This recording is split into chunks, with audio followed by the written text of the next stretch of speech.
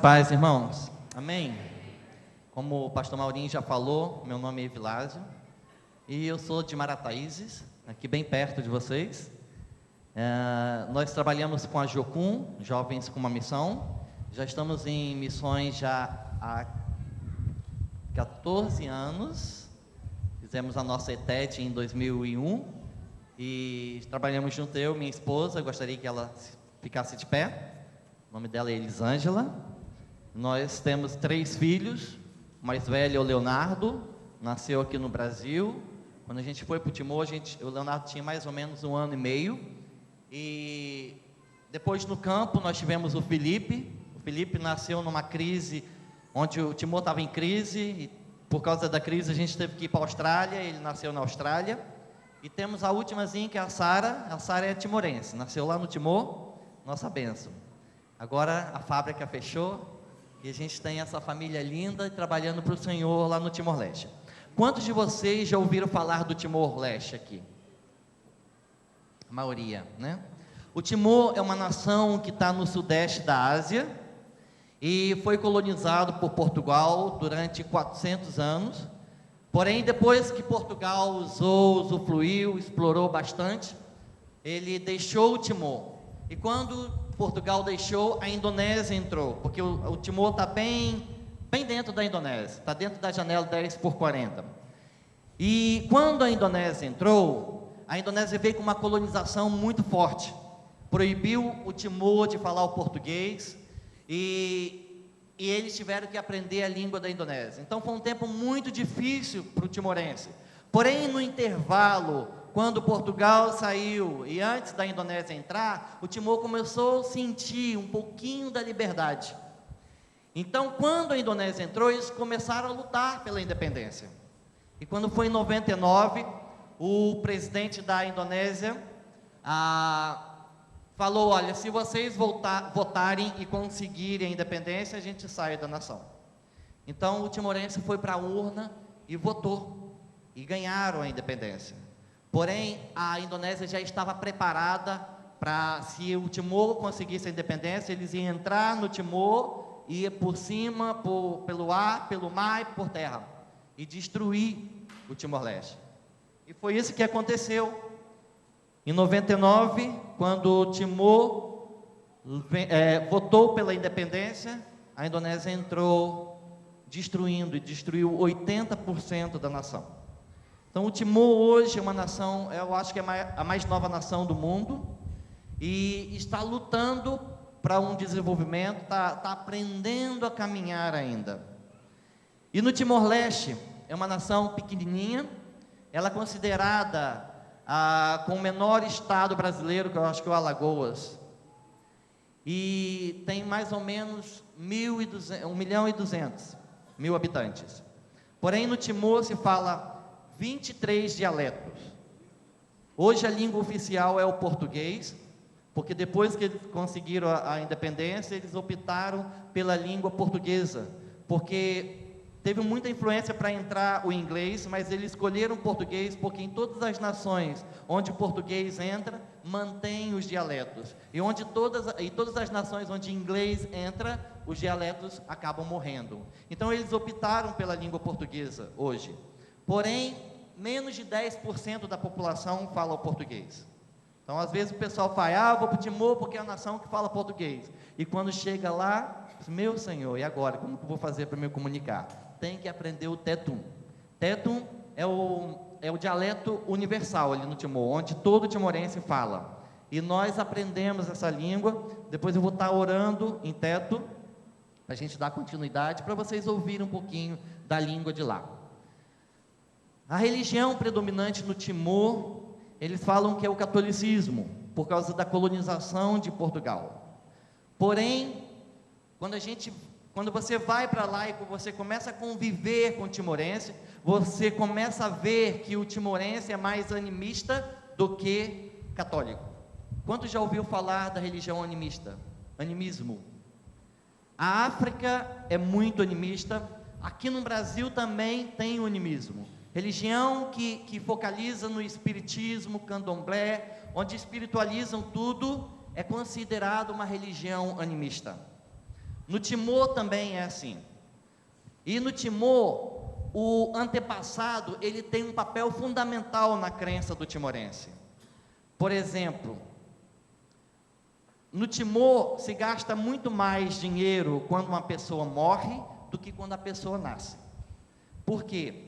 Porque é gerado um medo na crença do timorense pelos antepassados. Eles acreditam que o antepassado pode voltar e atribuir doenças e enfermidades. Então, quando a pessoa morre, a família, o povo tem que fazer o melhor possível no velório. E muitas das vezes um corpo fica durante 5, 6 dias sendo velado. Eu passei por uma experiência e depois eu vou estar contando para vocês. Por quê? É tão forte o medo deles, que toda a cultura é gerada em cima desse medo. Por exemplo, quando nasce uma criança timorense, eles têm que colocar o nome de um antepassado. Porém, se naquela noite a criança chorar, é porque o antepassado não gostou que colocasse o nome dele. Então, na manhã seguinte, eles vão ter que colocar um outro nome de um outro antepassado, até a criança passar uma noite sem chorar. Então, cada timorense, ele leva 2 nomes. O nome tradicional e o nome de batismo. Por exemplo, na nossa base, a gente tem um obreiro que se chama Manecas, mas o nome dele, o pessoal só chama ele de Assal, que é o nome tradicional dele. Então, tudo isso é gerado dentro do costume e da crença do Timor. Quando acontece um terremoto ou uma eclipse, eles acreditam que os espíritos estão voltando. Os espíritos antepassados estão voltando para atribuir enfermidade e doenças. Então, eles têm que fazer muito barulho. E daí eles pegam tampa de panela ou panela e começam a bater uma na outra. Imagina uma cidade batendo ferro. Todos os timorenses lá batendo ferro. É um barulho infernal. Geralmente, quando a gente ouve esses barulhos, a gente sabe, ou está acontecendo uma eclipse, ou está acontecendo um terremoto. É até uma forma de aviso. Mas eles fazem porque eles acreditam que o barulho vai espantar os antepassados, e eles vão ficar mais protegidos. Então, tudo isso faz parte da religião animista. Então, quando você chega para ele, você pergunta, qual a tua religião? Eu sou católico. Mas existe um sincretismo muito forte do catolicismo com o animismo. Por quê? Porque quando a Indonésia entrou no Timor, a Indonésia viu que a minoria era católica. E a Indonésia é uma nação islâmica. E eles falaram, se vocês não são católicos, então vocês vão ser islã. E eles, pela decisão própria, não, nós vamos para a igreja católica, nós vamos nos tornar católicos. Então, eles foram para a igreja católica, trazendo toda a carga, ou todos os costumes do animismo. Então, hoje, para a gente, um dos maiores desafios para a gente no Timor é lidar com essa religião, onde existem muitos costumes que tem sido uma batalha para a gente quebrar ali. Eu creio que eu vou estar compartilhando algumas das experiências que a gente tem vivido ali. Mas antes disso, eu vou me vestir um pouquinho como timorense, para vocês terem uma ideia de como que é. E logo após, eu vou passar um vídeo do trabalho que a gente tem feito ali no Timor. Só um pouquinho. Pode ir preparando aí. Esse é um costume que o timorense tem, principalmente os mais velhos.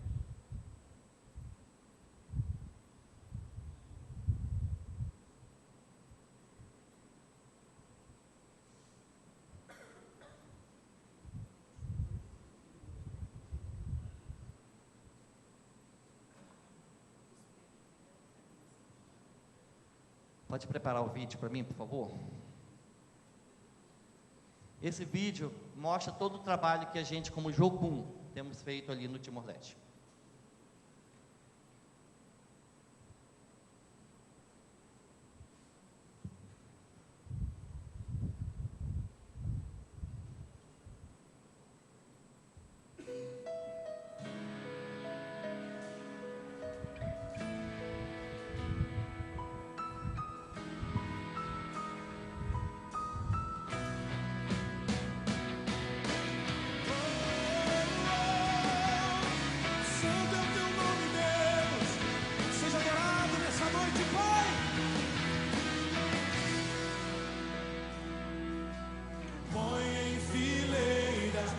astros do céu nos chama pelo nome.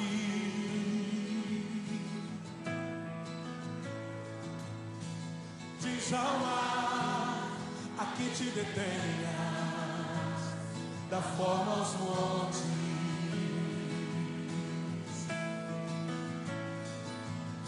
Põe em fileiras os astros do céu e os chama pelo nome.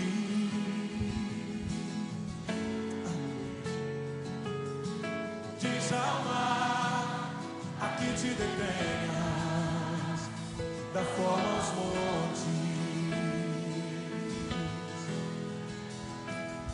Soprou em minhas narinas a vida que devo a Ele.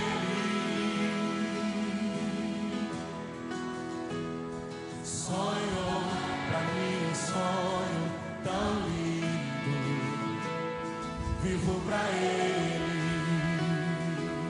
O que fazer?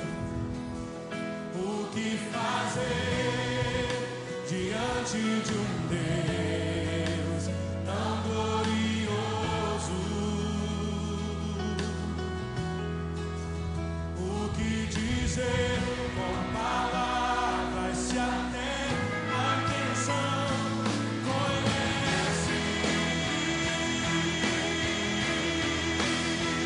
Adorar, adorar, adorar e orar contigo, aleluia, adorar teu nome, Deus, adorar, adorar e prostrado ficar contigo.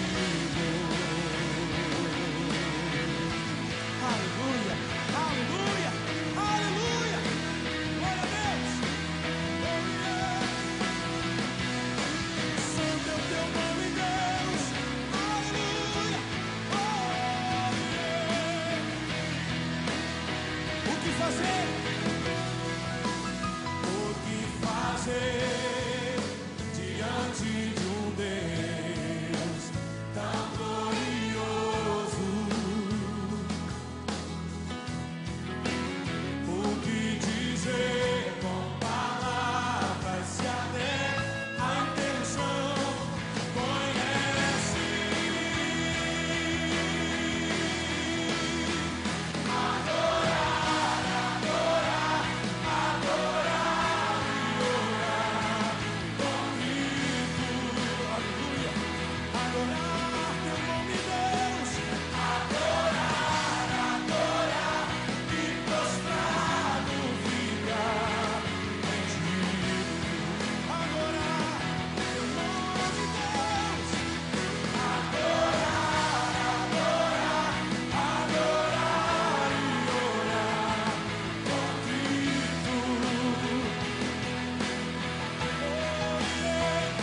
adorar, adorar e prostrado ficar contigo. Aleluia. Nós nos prostramos, Deus. Nós nos rendemos, Deus, diante do teu altar nesse lugar, nesse dia. Nós nos rendemos, Pai. Oh, yeah. Vou te adorar.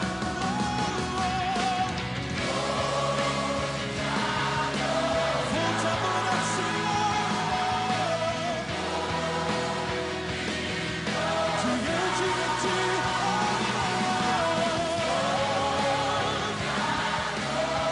Santo é o Senhor.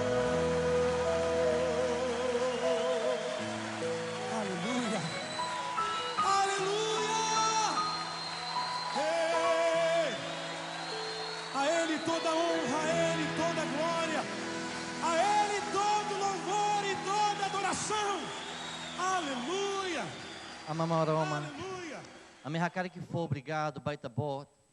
Ba momento da né. Momento nebe, a me bele gasta tempo e reita minha presença. Momento nebe, a me bele rahi onyanara. Amamaroma amehakari que russo e tania Espírito Santo. Mai dirige a minha amores. Mai colhia bota o roto nebe e tahakara colhia. na maroma hawakari que entrega tempo da né, nomós hawakari que arriba itanianara, nara nebe as liu, boto roto, nara nebe mak merece a minha adora, e é momento da né, na maroma, a me convida e tenha presença, e tenha Espírito Santo em minha presença, mai rafate da né, mai colher minha fuã, boto roto nebe e tarracara colhia, a me rala oração, rodinai Jesus Cristo nhanara. Amém. Amém. Amém. Nós já estamos no Timor há 11 anos e temos visto grandes coisas acontecerem ali. Hoje, como o pastor Maurinho falou, é o dia onde várias igrejas estão reunidas para orar e falar sobre o dia da igreja perseguida. E a perseguição é algo, às vezes a igreja acha a perseguição como algo negativo, mas onde há perseguição, é sinal que está crescendo o evangelho está expandido. Então, em muitos meios a perseguição vem até mesmo para um despertar ou para um crescimento da igreja, para o crescimento do reino de Deus. E a gente tem visto isso acontecendo no Timor, porque nós estamos vendo grandes resultados, mas à medida que a gente também vê o resultado, a gente começa a ver a perseguição acontecendo. Tem uma aldeia no Timor que se chama Weberic. E quando Deus compartilhou sobre essa aldeia, para a nossa a organização, pela Jocum, Deus falou que era que vocês vão para um lugar onde tem judeus, ateus, pessoas na qual não acreditam em Deus, possa ter até uma igreja, mas que não acredita em Deus. E a nossa líder ouviu falar sobre essa aldeia de nome Weberic, que era considerada uma aldeia que não tinha relacionamento com Deus. E ela buscou, estudou um pouquinho da história dessa aldeia para poder achar. E ela pegou o carro e foi para essa aldeia. E quando ela chegou lá, encontrou com o chefe da aldeia. Quando a gente entra na aldeia, a primeira pessoa que tem que procurar é o chefe, nos apresentar e pedir a permissão para a gente entrar e ficar na aldeia. E Anabel se apresentou como evangélica e como a organização Jocum e falou: Deus está falando sobre essa aldeia para a gente gostaria de vir e poder trabalhar junto com vocês. E depois de alguns dias o chefe chegou para ela e falou assim: olha, vocês podem entrar aqui, mas vocês não podem construir igrejas. Aquilo ali foi como um balde de água fria jogado na nossa líder. E depois de muita oração, Deus falou assim: eu quero que vocês entrem. Eles não querem que vocês construam templo, mas a igreja vocês podem construir. Eles não querem ver templo sendo erguido aqui, mas a igreja vocês podem. E ela falou assim: olha, o nosso alvo é pregar a palavra. Nós queremos fazer trabalhos sociais, mas nosso alvo aqui é a pregação da palavra. Nós podemos pregar a palavra? Pregar a palavra vocês podem, pregar sobre Deus vocês podem, mas vocês não podem construir templos, igreja. Eles falam igreja, mas na questão é templo. E então a nossa organização entrou nessa aldeia e começamos a fazer trabalhos sociais e restauramos o poço de água, porque na aldeia não tinha água, o povo tinha que andar mais ou menos 3 quilômetros para conseguir a água potável. E em parceria com a igreja australiana, nós conseguimos restaurar o poço artesiano, com um tanque de 20 mil litros, que gerava água para toda a aldeia. E começamos a trabalhar com o povo. E depois de mais ou menos 2 anos de trabalho lá, a gente não tinha nenhum resultado. A gente não estava vendo ninguém se convertendo, ninguém tendo interesse de aceitar a Jesus. E uma noite nós nos reunimos e começamos a discutir a possibilidade de sair daquela aldeia e de ir para outra aldeia. E naquele dia nós oramos: Deus, o que está acontecendo? Nós já estamos 2 anos aqui e a gente não está vendo o resultado. É tempo da gente sair e ir para uma outra aldeia. E nós oramos e dormimos. E fomos dormir. Na manhã seguinte, quando nós acordamos, debaixo da nossa porta, havia uma carta. E essa carta foi escrita anônima. E nessa carta, a pessoa falava: nós temos acompanhado vocês. Nós temos visto a forma que vocês vivem. Nós temos visto a forma que vocês falam de Jesus e a forma que vocês vivem Jesus. Nós queremos aprender a viver a vida que vocês vivem. E aquilo ali era como uma injeção de ânimo para a gente. Como Deus dizendo: não desiste, algo está sendo feito. Não desiste, as coisas estão se movendo no mundo espiritual. E foi muito interessante para a gente, porque depois daquela carta, nós vimos aqui que alguma coisa estava acontecendo. Então nós começamos a nos intensificar mais na pregação. E começaram as pessoas se converterem e aceitar a Jesus. E nós começamos a reunir em casas. Mas a partir do momento em que eles começaram a se converter, nós começamos a sofrer algumas perseguições.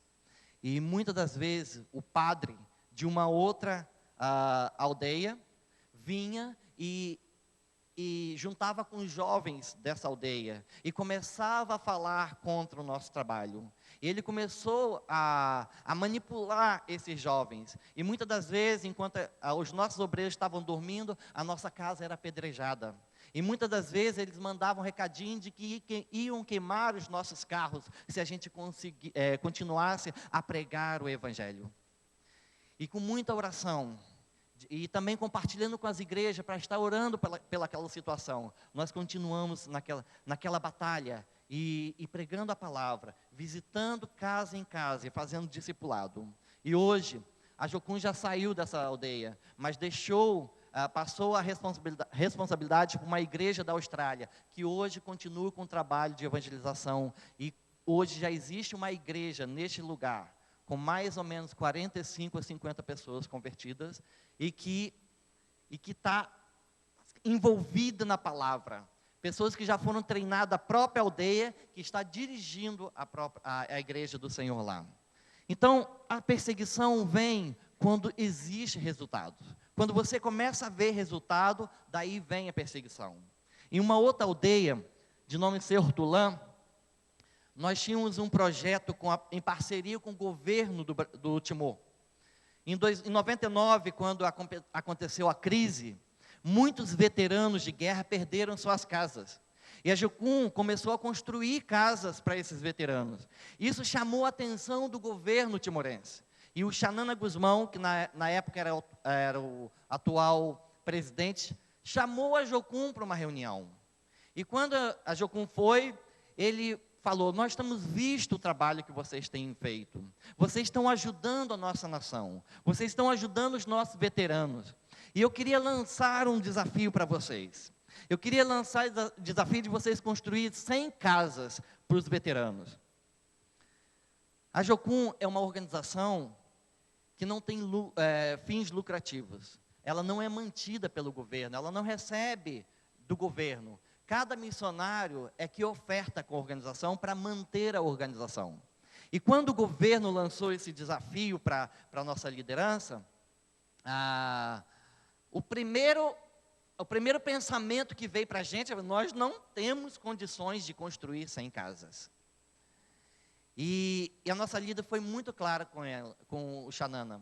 Olha, nossa organização é assim, assim e assim. Tudo que nós fazemos é em oração. Então nós precisamos ter tempo para orar e ouvir o Senhor. Se o Senhor falar para a gente continuar, nós vamos continuar. E quando nós tiramos tempo para orar, Deus compartilhou: vai que eu estou com vocês. Então nós marcamos uma outra reunião com o presidente e falamos: o Senhor falou que a gente pode ir, mas vai demorar tempo, a gente precisa levantar esse recurso. E começamos a divulgar o trabalho na Austrália, em Singapura, e levantar igrejas parceiras. E conseguimos levantar todo o dinheiro para 100 casas. E foram feitas várias casas em muitas aldeias, e muitas oportunidades também do Evangelho. Onde a gente entrava, o Evangelho também entrava. E depois que acabou esse projeto, mudou de presidente, e o presidente atual agora já era o Ramos Hortas, e ele falou: esse projeto para os veteranos, o próprio governo vai assumir. Mas nós estamos começando um outro projeto, que é luta contra a pobreza. E existem muitas aldeias onde as casas são muito pobres. E nós queríamos que vocês fossem para lá e construíssem casa. Porém, agora o governo vai financiar.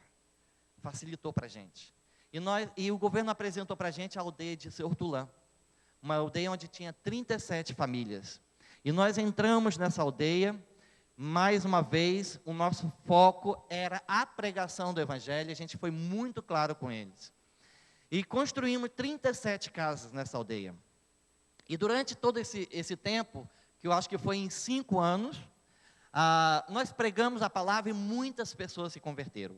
Porém, quando nós terminamos o projeto da construção de casas, o padre de uma igreja católica lá veio e reuniu com a comunidade e forçou a comunidade a nos mandar de volta, ou parar o trabalho em Seu Hortolã.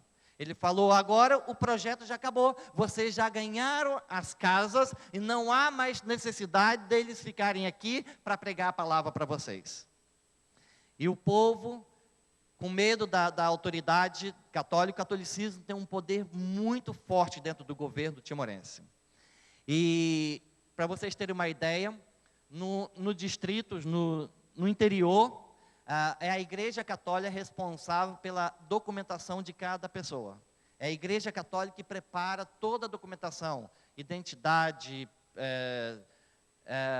certidão de nascimento e tudo.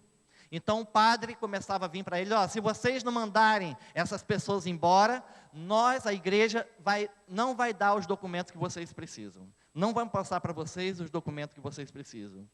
E com isso, a comunidade, com medo e pela manipulação da Igreja Católica, vinha para a gente e falava: nós não podemos continuar. Vocês não podem continuar na aldeia. E nessa aldeia nós ficamos mais ou menos 4 meses sem poder visitar. E só orando, orando e orando. E certo dia nós falamos: nós vamos na aldeia e vamos reunir com toda a comunidade. E nós vamos ver qual é a posição deles. Porque eles precisam assumir essa responsabilidade. Se eles falarem que não querem mais a gente vai sair. Mas se eles falarem: nós queremos, mas nós não temos força para lutar contra isso, precisamos da ajuda de vocês, então a gente permanece. E quando nós nos reunimos com toda a comunidade, eles viram que durante os 4 meses, onde nós paramos, a igreja não foi visitar, a Igreja Católica não deu o apoio necessário que eles tinham, que eles precisavam. E quando nós voltamos à comunidade, eles falaram: nós queremos vocês. Porque a igreja veio aqui, nos manipulou, mas não tem feito isso para nos ajudar. E agora a gente está vendo que vocês são aqueles que têm nos dado o apoio, que têm nos ajudado, que têm pregado a palavra. Nesses 4 meses que vocês não vieram, nós não conseguimos ouvir a palavra, porque não teve um padre aqui para pregar para a gente. E vocês estão aqui todos os dias com a gente, nos ensinando. E com isso ele fala assim: agora vocês podem entrar, porque quando a igreja vir, a Igreja Católica vir, nós é que vamos levantar contra eles, nós que vamos falar: não, chega, eles vão permanecer. Então, às vezes a perseguição vem, mas quando vem, Deus resplandece a glória dele. Deus mostra algo diferente, algo diferente. Nesse caso, eles conseguiram ver que a nossa presença ali era muito mais forte. E era muito melhor ter a nossa presença do que a presença da Igreja Católica.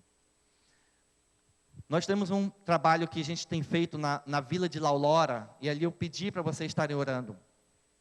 Nessa vila, ela fica mais ou menos 10 minutos da capital, pertinho de casa. E a gente tinha um trabalho ali com infantil e também visitando casas. A gente tinha discipulado em 10 casas. E o trabalho infantil era feito nas segundas e na quarta-feira, o ministério infantil. E a Igreja Católica viu que muitas pessoas estavam se convertendo. E mais uma vez, um padre, algumas madres foram até a comunidade e fizeram a mesma coisa que eles fizeram em Seu Hortolã. Começaram a manipular e falar para a comunidade: nós vamos privar vocês dos documentos, seus filhos quando nascerem, nós não vamos dar os documentos, porque esses malaios, eles falam malaios que são estrangeiros, eles estão vindo aqui para comprar vocês. O ministério, os projetos deles é uma forma de comprar vocês. Eles estão comprando a vida de vocês. E vocês estão se deixando levar por eles. E começou a manipular a igreja. E num certo dia a gente foi para o ministério para discipular, fazer o discipulado nas casas e também com as crianças. E quando nós chegamos na aldeia, onde as crianças se reuniam, tinham as madres já reunidas com as crianças. E quando nós chegamos, foi um choque para a gente. Nós chegamos e fomos para a casa de uma pessoa que nós conhecíamos, sentamos lá. E de repente o vice-líder da comunidade veio para a gente e falou assim, nessa semana, a Igreja Católica esteve aqui com alguns padres e parte do governo, e nós tivemos uma reunião, e até segunda ordem, vocês estão proibidos de continuar o trabalho aqui. Vocês não podem fazer mais trabalho com as crianças, vocês não podem mais visitar as famílias, vocês não podem mais ensinar o português e inglês, e também o projeto, a construção do centro de formação também tem que parar. Nesse projeto a gente já gastou $15 mil com a fundação e o muro, e está parado, até hoje está parado. E quando a gente chegou lá, e as madres estavam com as crianças, o clima era de zombaria, de mostrar, nós é que temos o poder, nós é que estamos por cima, nós temos a força do povo, e aquilo ali foi muito triste para a gente. Nós saímos daquela vila chorando, e aquele casal daquela casa nos abraçava e chorava com a gente.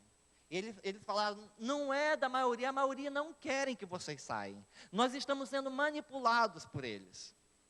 Nós estamos sendo manipulados por eles. Nós queremos que vocês continuem, mas está sendo muito forte lutar contra eles, porque eles vieram com a autoridade do governo. E passaram-se alguns tempos, e nós começamos a orar. E naquele dia, quando nós voltamos para casa, nós chegamos na base, tiramos um tempo para orar e ouvir Deus. E a passagem que Deus nos deu foi aquela passagem de Josafá, quando o povo estava vindo para lutar contra o povo de Israel. E Josafá não estava preparado para a guerra.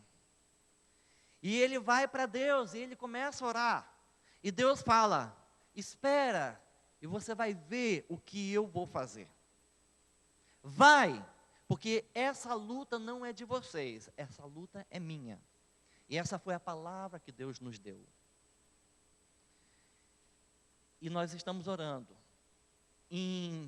No mês de fevereiro, na verdade, no início de março, as duas senhoras que patrocinam esse projeto nessa aldeia, elas vieram para ouvir do povo o que o povo queria.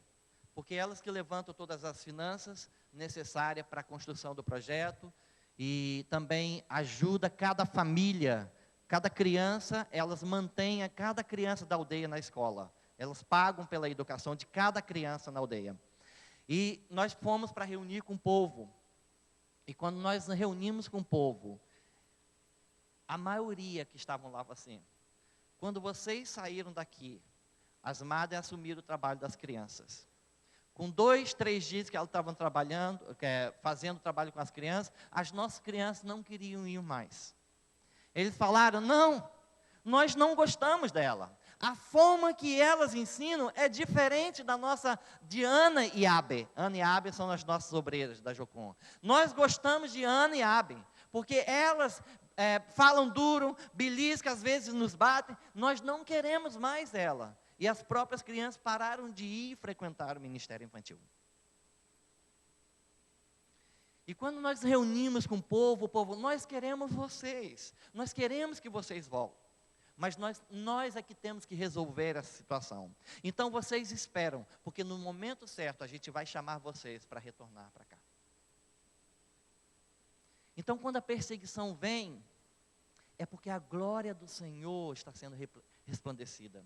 Quando a perseguição vem, é porque Deus está operando com poder. Está acontecendo uma multiplicação. Nosso trabalho, meu e dela ali, é de treinar missionários. Como eu mostrei ali no vídeo, a ETED é um treinamento para missionários. E nessa ETED, na ETED do ano passado, 2014, nós recebemos 10 alunos. E desses 10 alunos, 9 estão como obreiros hoje na Jocum. nós tivemos a oportunidade de ir para a Índia e fazer o tempo prático na Índia. E alcançar muitas almas ali na Índia. Então, grandes resultados estão acontecendo. E, em consequência disso, a perseguição está vindo. Mas quando vem, é porque resultados estão acontecendo. Eu acho que um dos maiores desafios para a gente... Eu já estou no tempo já, né, pastor? 11h15. Tenho mais quanto tempo? Posso mais 10 minutinhos? Vocês aguentam aí? Mais 10 minutinhos? Tá bom. Uma das maiores dificuldades e luta para a gente ali no Timor é lidar com o animismo. E uma experiência que nós vivemos numa aldeia, o prático da ETED foi acontecer nessa aldeia. E a minha esposa foi liderar esse prático. E no final de semana eu fui visitar a minha esposa e ter um tempo com ela, também com a equipe. E ter um tempo de aconselhamento e tudo mais. E quando eu cheguei nessa aldeia, a casa onde a equipe estava, ficava de frente para uma árvore muito frondosa.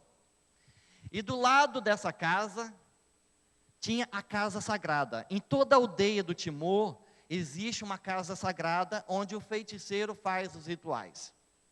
E essa árvore frondosa, nessa aldeia, ela era considerada uma árvore sagrada. Então, a casa da nossa equipe estava bem, num lugar bem estratégico ali. E quando chegou a noite, nós fomos dormir, e Deus fala muito comigo através de sonho. E naquela noite eu comecei a sonhar, e eu via que da árvore vinham escorpiões, eles tentavam entrar, e tentavam nos picar. E eu pegava um chinelo e começava a matar esses escorpiões. E de repente eu acordei. Quando eu acordei, eu falei, ai, graças a Deus, que é apenas um sonho. E voltei a dormir novamente. E quando eu voltei a dormir, eu sonhei que da árvore vinham cães enraivecidos. Eles tentavam vir até a nossa porta para entrar e nos atacar. Eu pegava um porrete e começava a tentar espantar esses cães de lá. E de repente eu acordei. E quando eu acordei, a sensação que eu tinha é que Deus estava me falando algo. E eu levantei, Senhor, o que está acontecendo? E de repente eu começo a ouvir um som de tambor, que vinha justamente da casa sagrada. E Deus falou, vocês estão em batalha, levanta e ora. E eu levantei e comecei a orar. Eu comecei a orar pela minha esposa, pelo meu filho, pela equipe, pelo tempo que eles iam passar ali naquela aldeia. E de repente, eu continuava a ouvir o som dos tambores. E eu sentia muito medo e muita opressão naquele lugar. E eu levantei em oração e batalhando. De repente, o Leonardo acorda. Ele tinha mais ou menos 2 anos e meio de idade. E ele olhou para mim e falou, pai, o que você tem aí na tua mão? O que você está segurando na tua mão? E naquela hora eu falei assim, filho, papai não tem nada na mão. Ele falou, tem, você está segurando algo na tua mão. E o papai está orando, vai dormir que papai precisa orar. E ele voltou para orar. E naquela hora, Senhor, o que meu filho viu na minha mão? E Deus disse, Lázaro, você está com uma espada na tua mão. E eu preciso que você guerreia. Vocês estão passando por batalha. E eu continuava a ouvir o som dos tambores que vinham da casa sagrada. E chegou um tempo que eu estava fraco. Eu queria dormir e estava cansado. E Deus me lembrou da passagem, quando Ele mandou Moisés ir para o alto do monte. E Josué com o povo para a guerra. E enquanto Moisés ficava com as mãos estendidas, o povo começava a vencer a batalha. Mas toda vez que Moisés abaixava as mãos, o povo começava a perder a batalha. E naquela hora Deus falou comigo, você precisa de Arão e Ur juntamente com você. Desperta a tua esposa, desperta a equipe e vai orar. O ambiente era de batalha, o ambiente era de guerra. E eu despertei todo mundo e contei do que estava acontecendo, falei do que Leonardo tinha visto, e nós tiramos um tempo de ungir um a um, e também ungimos toda aquela casa, saímos e ungimos todo o cercado. E dividimos aquela noite numa vigília de oração, onde cada 1 hora um grupo de pessoas estaria orando até amanhecer o dia. Quando amanheceu o dia, a equipe foi para a igreja, quando voltou, alguns decidiram nadar no mar. O lugar era lindo, um paraíso. E quando os alunos estavam nadando, o Davi, que era um aluno, começou a se afogar. Eu corri rapidamente, consegui tirar o Davi do mar. E nós colocamos o Davi na praia. Comigo estava um missionário da Assembleia de Deus, que foi para visitar também, acompanhar, era meu amigo. Ele foi assassinado em 2006, na época da guerra no Timor, da crise civil. E nós colocamos o Davi na praia e começamos a dar o socorro necessário. Me senti como leal bombeiro, né? E comecei a dar o socorro necessário ali, e de repente começou a juntar um tanto de gente ali da aldeia. E eles chegavam, olhavam para o Davi e falavam: Vi, a alma dele foi embora. Somente o feiticeiro que pode trazer a alma dele de volta. Naquela hora, quando nós ouvimos isso, o Edgar olhou para mim e falou: Vilas, e agora? Eu assim, vamos tirar ele daqui, não se preocupa. Eu falei assim: não, nós vamos cuidar dele. Pegamos o Davi e levamos para a nossa casa. E colocamos ele no quintal da casa. Lá é comum do timorense fazer uma cama de bambu. E nós colocamos o Davi ali nessa cama e começamos a dar o socorro. Porém, toda a vizinhança veio e encheu o nosso quintal. E eles olhavam: tem que chamar o feiticeiro, tem que chamar o feiticeiro. Somente o feiticeiro que pode trazer a alma dele de volta. E a gente dando socorro. E quando a gente menos esperava, o pessoal começou a abrir alas. Quem entra? O feiticeiro. E ele vinha, junto a ele um ajudante, trazia uma cesta. E nessa cesta, algumas folhas da árvore sagrada. E Edgar olhou para mim e falou: e agora? O que a gente vai fazer? O feiticeiro aqui é uma autoridade. Se a gente se levantar contra ele, a gente vai se levantar contra todo mundo que está aqui na aldeia. E eu olhei para o Edgar e falei assim: Edgar, vamos orar em português, porque eles não entendem português. E vamos começar a repreender. É a única coisa que a gente pode fazer agora. E nós começamos a orar, orar, orar. E o feiticeiro veio, começou a pegar as folhas. E quando ele ia para tocar no Davi, eu comecei a sentir algo que foi subindo da ponta do meu pé, foi subindo, foi subindo, foi subindo. Quando chegou aqui, eu falei: para agora. Quando eu falei isso, ele olhou para mim: meu Deus, nós vamos morrer. Porque ele sabia que encarar o feiticeiro era encarar todas aquelas pessoas. Porém, o que estava acontecendo ali era algo sobrenatural. Deus estava exercendo a autoridade dele naquele lugar. Porque o diabo estava tentando de todas as formas mostrar que ele era o poderoso naquele lugar. E Deus estava usando aquela situação para mostrar para aquela aldeia que ele era muito mais poderoso. E naquela hora eu olhei para o povo, eu falei: eu conheço a cultura de vocês. Eu conheço os costumes de vocês. Eu sei que vocês estão preocupados com ele, porque ele é um timorense. Mas ele está sobre a nossa responsabilidade. E nós que vamos cuidar dele. E naquela hora, a minha esposa falou: nós cremos que Deus pode curar o Davi. E nós vamos louvar ao Senhor pela vida do Davi. E ela olhou para um dos alunos e falou: Patricino, pega o violão e começa a tocar. E Patricino estava lá, estatalado, morrendo de medo por causa do feiticeiro. E ela olhou para ele: Patricino, pega o violão e começa a tocar. E ele estava totalmente estatalado. E ela: Patricino, pega o violão. E ele pegou o violão e começou a tocar. E quando ele começou a tocar, a gente começou a louvar ao Senhor aqui. Lá. De repente o feiticeiro se manda. Então nós pegamos o Davi depois e levamos o Davi para a clínica. E ele passou a noite na clínica. Naquele dia à tarde, a equipe saiu para o discipulado. Quando eles voltaram do discipulado, dentro do nosso quintal, tinha um porco imenso, aberto ao meio, sacrificado e jogado ali no nosso quintal. A batalha estava muito intensa. E quando a equipe chegou e viu aquele porco, uma mulher veio correndo: não toca nesse porco, não toca nesse porco, somente o feiticeiro que pode tocar nesse porco.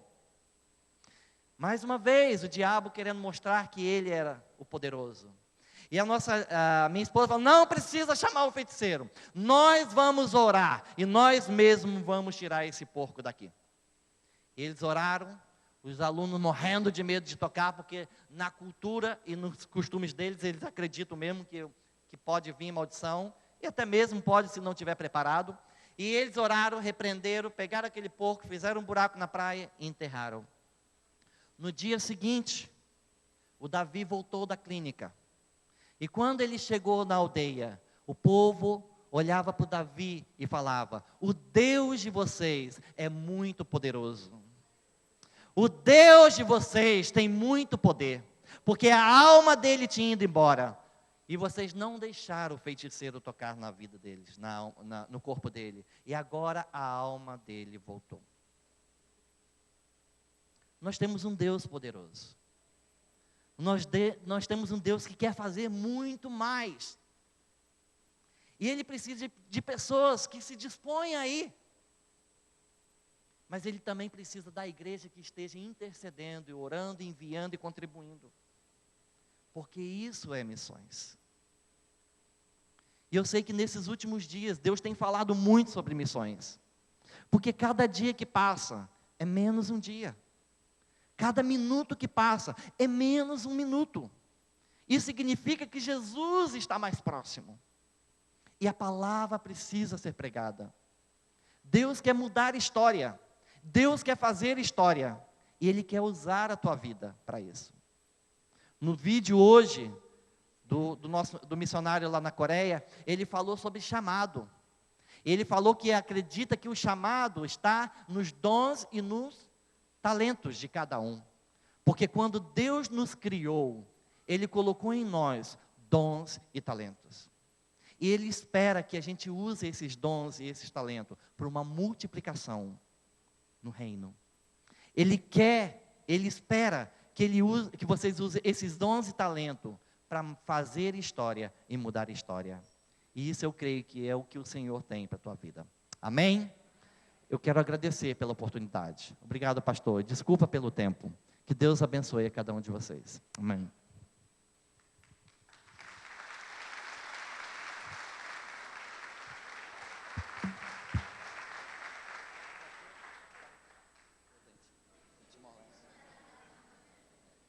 Muito bem, vamos ficar de pé, irmãos. Vou convidar a esposa, os filhos também estão aí? São os filhos? Isso, pode vir aqui, nós vamos orar pela família. Não há o que desculpar sobre o horário, de maneira alguma, por favor, não é? Irmãos, vamos estender nossas mãos. Vou pedir que a família fique de joelhos. Está faltando um, está na escolinha. Um está na escolinha lá, na Terra da Promessa, não é? Isso.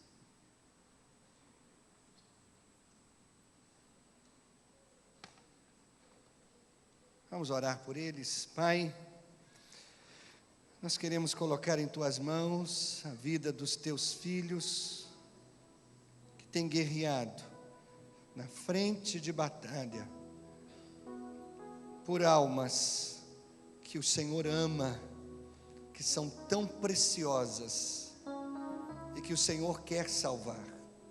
Quantos desafios eles têm enfrentado, Deus. Quantas lutas, quantas batalhas, e o Senhor, sobre todas, lhes tem dado graça, força, para suportar e vencê-las.